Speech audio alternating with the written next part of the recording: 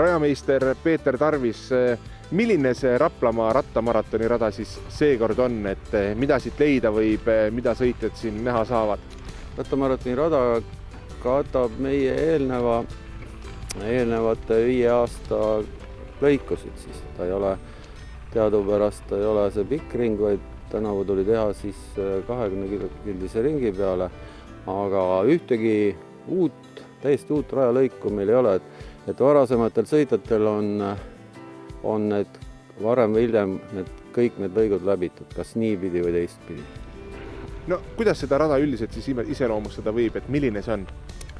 No ta on kompromiss, ühesõnaga ta on kompromiss sellest, mida sooviksid võib-olla poolmaratonarid ja samas ta peab olema ka vastuvõetav siis meie GP-meestele, tippmeestele. Kõige keerulisemad XCO elemendid olen siis välja jätnud, aga füüsilises osas ma usun, et mingit erilisi järeleandmisi pole tehtud. Et tehniliselt natuke lihtsam kui muidu, aga ta peab olema kõigile vastuvõetav, et kuna ei saa ju teha praegu kõigile vanustele ja nendele distantsidele eraldi radu, siis tuleb leppida sellega, mis on. Loodame, et kõik jäävad rahule. No mida siit oodata on, et on siin millised teed, millised metsad, mida näha saab? Enamus on ikkagi katteta maastikul, eks, et mitte kruusa ja mitte asfalti mingil määral on, aga vähe. Enamus on pinnas, osaliselt on rada siis meie Keava mägedes, mis on muidu on meie XCO radade nii-öelda piirkond. Ja siis, et see distants siis kätte saada, siis oleme sõitnud ka natukene siis Keava poole ja linnaaluste poole, mis on ka meie eelnevatel osalejatel on tuntud kohad.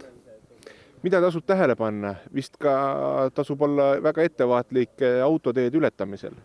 No, jaa, seda küll, et autoteede ületamisel meil tegelikult on 2 korda. Üks kord on siin kohe stardijärgselt, et seda saab siis iga inimene saab ise veenduda, et kui autot ei tule, siis hakkab minema ja pole häda midagi. Ja siis on üks vasakpööre on ka asfaldil. Aga muidu selliseid liikluse seisukohast ohtlikke kohti rohkem ei ole. Aga loomulikult iga inimene peab ettevaatlik olema ja peab arvestama ikkagi, et autosid võib igalt poolt tulla ka metsa vahelt. Et loomulikult liikluseeskirjad kehtivad ju kõigile ja igal ajal. Peeter Tarvis, teie olete selle Raplamaa rattamaratoni korraldaja, ma ei tea, isa võib vist öelda, siin algusest peale seda teinud, ja siin on 10+ aastat seda toimunud, päris pikalt, aga sel aastal siis omapärane formaat, et kuidas te sellele olukorrale peale vaatate? No ausalt öeldes, ega ma nagu päris rahul ei ole, et nii pidi tegema, et loomulikult olude sunnil tegime ta ära, aga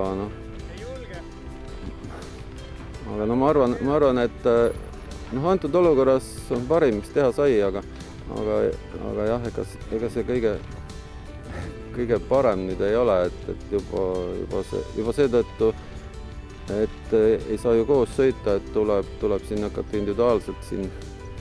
No mida peab küll ütlema, et vahemärkusena, et kes soovib tulla seda aega nii-öelda sõitma, et vaadake, et vihmaga ei tule siia, et vihmaga läheb jamaks, et muutub nii libedaks, et võtab igasuguse sõiduisu ära.